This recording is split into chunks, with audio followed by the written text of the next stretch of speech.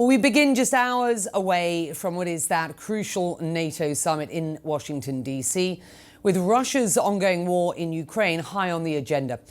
Ukraine's President Volodymyr Zelensky is attending just a day after a series of Russian air assaults killed dozens across his country, including at a children's hospital in Kyiv.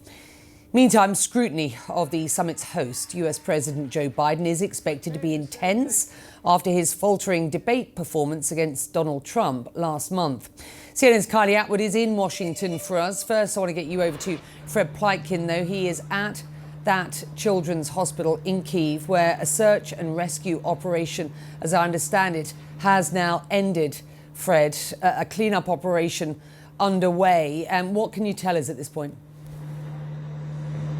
Yeah, first of all, that's absolutely correct. This is now a cleanup operation, no longer a search and rescue operation. But certainly you can see, and I'm actually at the actual impact site where that missile landed, just how bad the damage is. In fact, I'm going to get out of your way, and you can see behind me just how much of this building has been destroyed. This is just one of the buildings in what is the largest children's hospital here in Ukraine, and also, quite frankly, one of the largest in all of Europe. And you can see that part of this building was just completely annihilated, and this is a really sturdy brick building with a brick foundation, and even that has been badly damaged and all but destroyed in all of this. Now, I actually spoke, Becky, a couple of minutes ago to a doctor who was on hand here when this missile landed, and she said she was in one of the adjacent buildings. At first she saw a flash, then she felt this massive boom and heard that gigantic explosion, and she described the chaos that happened here afterwards. And she said the worst thing for her was to come to this area right here, see a building where a lot of her colleagues had been working in before absolutely flattened, and wondering whether they had managed to save themselves and whether they had managed to save the patients who were inside as well. Of course, most of those patients being children. And the Ukrainians are now saying that the death toll for this particular site is 2, with dozens of injured. But for all of Kyiv, it's actually 29 people. There were other impact sites here in this city as well. And then if we look over here, this just puts into context how powerful that explosion was, Becky. You can see over there that whole building, which is a gigantic hospital building, also badly damaged by this explosion. Pretty much all the windows on that facade have been destroyed. The facade itself also as well. The Ukrainians are saying that this absolutely was a Russian missile. The Russians have tried to call that into question. They are calling this, Becky, an attack on Ukraine's healthcare sector and also an attack on the children of Ukraine as well, Becky.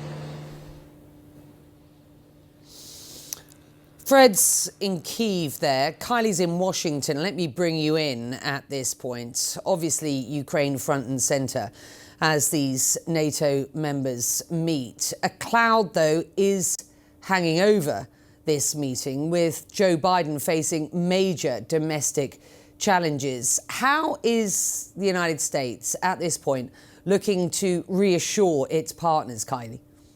Well, listen, what they're saying is that the NATO alliance is strong. It's gathering here in Washington.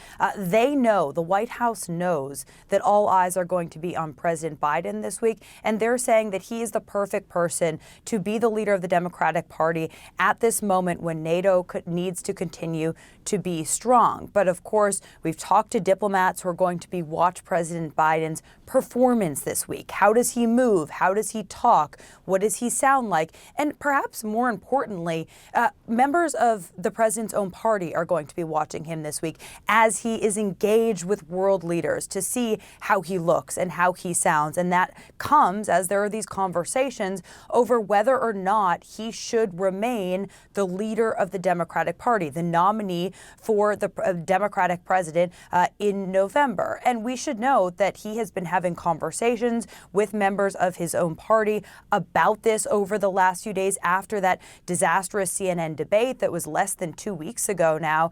And he is going to be making some changes to his schedule. He told Democratic governors he's not going to be taking meetings mostly after 8 p.m. But we heard from the national security spokesperson, John Kirby, earlier this morning, who's trying to make the case that that doesn't mean that President Biden will be inaccessible to his national security team. Listen to what he said. If the national security team needs to get to the president, they get to the president. And it doesn't matter what the hour on the clock says. He's always there. He's always available. And they have ready access to him. And he also knows that the world doesn't take a breather after a certain time of day. Now, of course, when it comes to the substance of the NATO meeting here, we have been told by top U.S. officials there's going to be announcements about new delivery systems to Ukraine for its air defense. There's also going to be announcements about how they're going to regularize and routine the support that's going from NATO to Ukraine. That is a key shift that they're going to make. It's going to go through NATO. It's not going to go through the United States coordination process anymore. And that will sort of back up what is expected to be this commitment in the final declaration that NATO is on an irreversible path to joining NATO. But of course, there will be questions as to how all of this is going to be received by Ukraine, as they have repeatedly said that they want more of a timeline for when they'll join NATO. We don't expect that to be happening this week, but we'll watch and see exactly what those announcements look like for Ukraine. And of course, amid the backdrop of this intense scrutiny on President Biden. Kylie, it's good to have you. Fred, thank you. Let's stay on this because as Ukrainians clear the wreckage of Monday's strikes, many will also be looking anxiously towards NATO and this week towards Washington. I want to bring in First Deputy Prime Minister of Ukraine, Yulia Sviridenko, and it's very good to have you with us. And I have to start there with what I've just been discussing with Kylie. How concerned are you and your colleagues about Joe Biden's political survival as Ukraine continues its fight against Russia? Hello. Yes, thank you for your question. I think that, first of all, I would like to say that we are expecting from the participation of our president in NATO meeting, and we are expecting for very practical deliveries. And you already discussed that Ukraine right now is suffering from the Russian missiles attack that happened yesterday, and we are fully focused now on the practical steps that can help us to solve these problems. You know that Akhmedit, the largest hospital in Ukraine and actually even in Europe, and you saw the pictures during the strike. There was children who were suffering from cancer, and they were receiving treatment. And it was 627 children in the hospitals, and it's fortunate for us that the hospital adhered the safety protocols, and they were in shelters. And for me, it's even just frightening to imagine what can be the consequences otherwise. So that's why there are. Unfortunately, there is casualties, and 2 doctors lost their lives, and 8 children were injured. And you're right, your correspondent that the rescue operation was concluded only a few hours ago, and now we were focuses on the consequences, and we try to help people. And that's why I think that what we expect, we want to have very practical deliveries. It's a bloody act by Russia. They attacked hospitals, and we have data showing that they targeted hospitals. And what we expect for reaction, and we expect for deliveries, very concrete one. And these missile strikes, absolutely catastrophic, as you rightly point out, and on a children's hospital during the day, when oftentimes these strikes have come at night. I mean, this is during the day at a time when so many people were around. But I must ask you again, in light of that, and with that as the context, and given Joe Biden's enormous support for Ukraine, how concerned are you about his political survival at this point? It is a key question going forward. I just would like to emphasize once again on the NATO issue that Ukraine's path to NATO is irreversible, and we believe that our partners will firmly acknowledge this. And the delegation led by our president is working on a very specific decision and to strengthen Ukraine's defense capability, enhancing air defense, and we are focusing together. I think that you would agree with me with President Biden on very practical results and decision that will aid our army.